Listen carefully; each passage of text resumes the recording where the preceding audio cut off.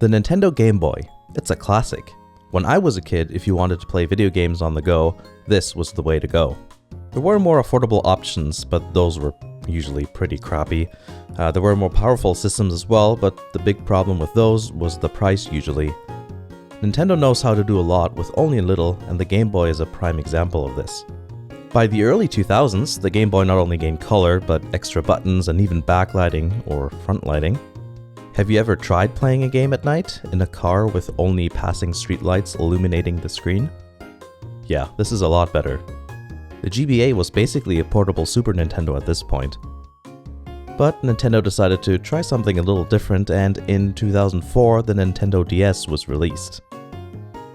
The Game Boy was actually a strong brand name, so many people were puzzled by the fact that the DS wasn't part of the Game Boy family. Nintendo said that the DS was not supposed to replace the Game Boy, but today we know that it ended up doing just that. Compared to the Game Boy Advance, the DS sprouted 2 extra buttons, a microphone, and of course an additional bottom screen with touchscreen capabilities. At the time, the addition of a second screen seemed somewhat strange. Why have 2? Isn't 1 perfectly fine? But in hindsight, it actually made a lot of sense. Screen sizes were small back then, so offloading a lot of the UI onto a secondary screen meant that the primary screen wasn't cluttered with tons of stuff. Plus, the touchscreen gave game developers new gameplay opportunities. Some games like Zelda Phantom Hourglass tried to showcase the DS's touchscreen whenever possible. You move Link around with the stylus, not the D-pad. There's even a part in the game where you need to close and open the system in order to progress through the game. It's like Nintendo were proud of the fact that it was hinged. Other games like Pokemon, for example, used the top screen as the primary screen, and the touchscreen usage was limited to the menu. The first Fat DS is an interesting looking thing. I can't say I find the device particularly dignified in appearance, but obviously that's just an opinion. The whole dual screen clamshell design was directly borrowed from Nintendo's own Game & Watch line, so it's actually not a totally brand new design. And one of the cool features is that the DS is able to play GBA games if you shove it in the bottom. Thankfully, the DS was soon redesigned into the DS Lite. The screens got brighter, the weight lighter, and the styling was improved immensely. Not all DS Lites are created equal though. Some had slightly different screens. So, for example, this one has quite a bit of ghosting, whereas this one has a much faster response time. Also, the color balance is a bit different between them, and sometimes you can actually see that there's like a color balance difference between the 2 screens on the same device even. There was also an issue with some of the hinges breaking. I bought this very abused and filthy example for only $8, I think, and it soon developed a cracked hinge. On a side note, what the hell did the previous owner do to this thing? Something that looks like unmentionable human slime somehow seeped between the clear outer layer and the white inner layer of the plastic, and now it's just festering there for all eternity. I'm not sure if the cracking of the hinges are due to abuse or a design flaw, but my 2 other ones don't have this problem. It is something that can be fixed. There are actually tutorials online for that.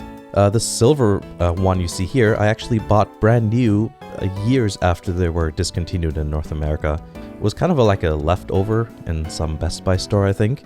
The box was very discolored, so I wasn't sure what color this even was supposed to be when I bought it. Battery life on these things are extremely good. They hold their charge for a long time too.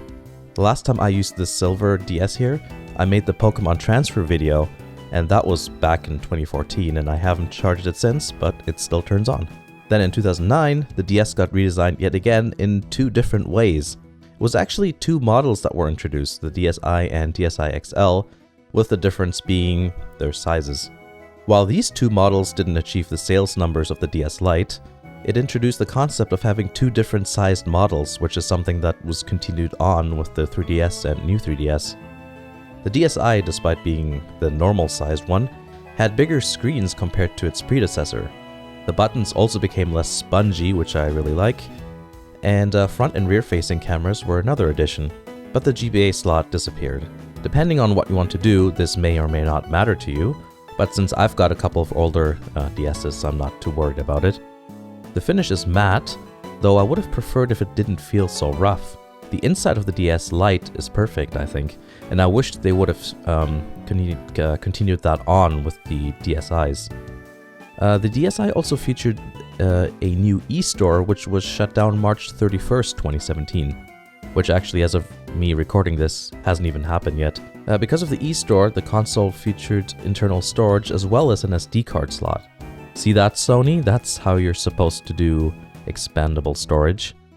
The Dsi Xl has all the same features, but on a larger scale, as you might imagine. The menu on the DSi and XL is a bit different and was obviously evolved into what became the 3DS's menu. I've had good luck with battery life on this as well. It's been a couple of years since I've charged this, but it still turns on, and it's not even that low. Oh yeah, the battery life indicator is also much better on the DSi. Previous DSs only had green and red. This one's divided into quarters. Fancy.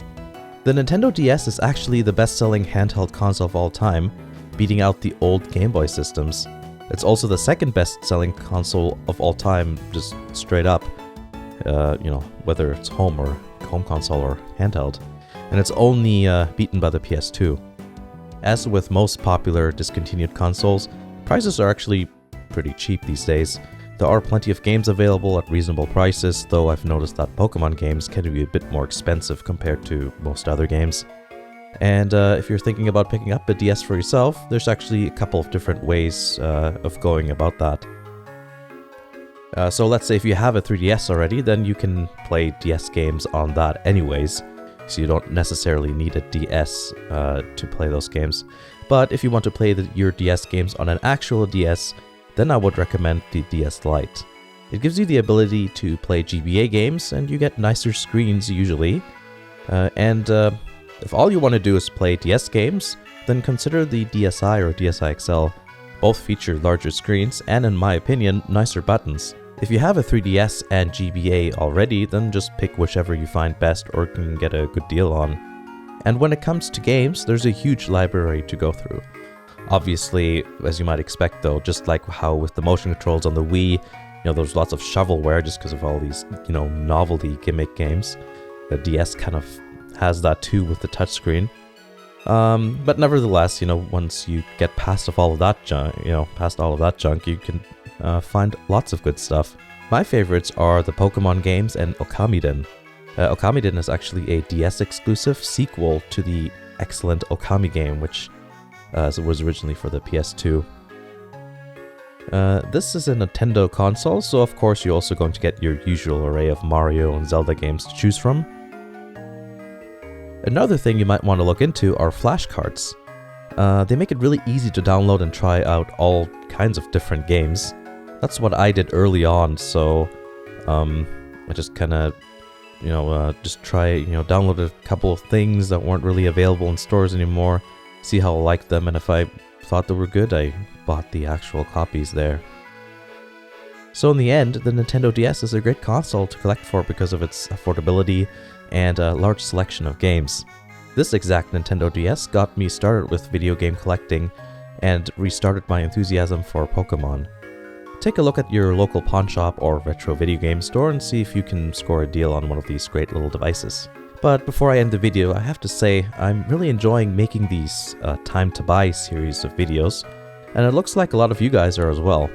I'd like to make more, so if you have any suggestions about other great and affordable consoles or games I could talk about, I'd appreciate if you could maybe leave a comment. I'd be interested to see what some of your suggestions are. If it's something that I already have or is cheap to get a hold of, I might make a video about it. So thanks for watching, and I hope to see you in the next video.